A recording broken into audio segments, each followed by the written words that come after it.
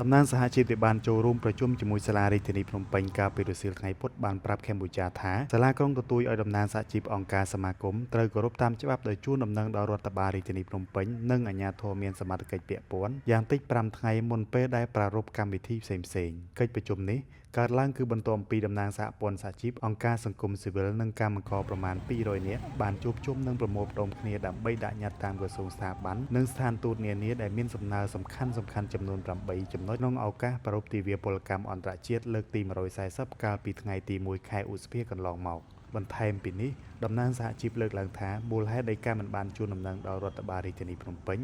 ពាក់ព័ន្ធនឹងការប្រារព្ធទិវាពលកម្មមួយឧសភាកន្លងមកដោយសារតែពួកគាត់គ្រាន់តែប្រមូលផ្តុំគ្នាដាក់ញត្តិប៉ុណ្ណោះមិនមែនជាការធ្វើបាតុកម្មទេតាមពិតទៅជារួមគឺខាងសាលារាជធានីភ្នំពេញស្នើយើងអនុវត្តទៅតាមច្បាប់ក៏ប៉ុន្តែនីតិវិធី100 200ជូនដំណឹងហើយបើយើងមើលតាមច្បាប់បើសិនជាយើងធ្វើនៅ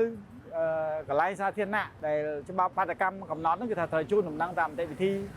យៈពេល5ថ្ងៃអញ្ចឹងតែក៏ប៉ុន្តែក្នុងករណីយើងធ្វើក្រោម200នាក់នៅទីតាំងឯកជនឬក៏នៅទីលានប្រជាធិបតេយ្យឬកន្លែងណាដែលមួយដែលមានការរៀបចំឲ្យយើងធ្វើអាហ្នឹងមិនបាច់ហ្នឹងគេជូនដំណឹង12ម៉ោង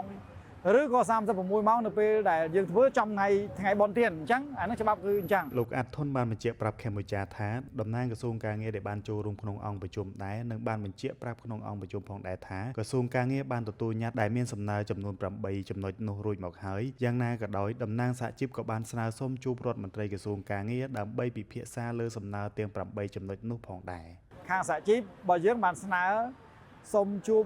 អាដាមរដ្ឋមន្ត្រីដើម្បីពិភាក្សាទៅលើចំណុចទាំងហ្នឹងហើយគេថានឹងពិភាក្សាគ្នាដើម្បីផ្ដល់ចំបល់តាមក្រោយរឿងមួយទៀតដែលខ្ញុំកត់សម្ព័ន្ធហ្នឹងគឺថាយើងសោកស្ដាយដែរដែលការដែលយើងដាក់ញត្តិហ្នឹងគឺទៅទាំងក្រសួងការងារក៏ដូចជាក្រុមប្រឹក្សាអភិវឌ្ឍ CDC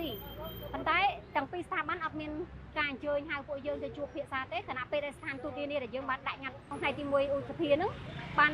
ជួបពិភាក្សាមួយនឹងពួកយើងអស់ហើយដល់ឡែកស្ថាប័នសម័យដែលជារាជរដ្ឋាភិបាលយើងអត់បានអញ្ជើញឬក៏ណាត់ក្នុងការប្រជុំពិភាក្សាគ្នាទេទៅជាមានការអញ្ជើញពីខាងសាលាក្រុងហើយស្នើឲ្យយើងនៅក្នុងការជូនដំណឹងការអនុវត្តច្បាប់ផ្សេងៗហើយបើសិនជាមានការមិនអនុវត្តច្បាប់អីទាំងអស់ហ្នឹងនឹងទទួលខុសត្រូវចំពោះមុខច្បាប់វិធរមានអីទាំងអស់ហ្នឹងសូមរំលឹកផងដែរថាកាលពីថ្ងៃទី13ខែឧសភាឆ្នាំ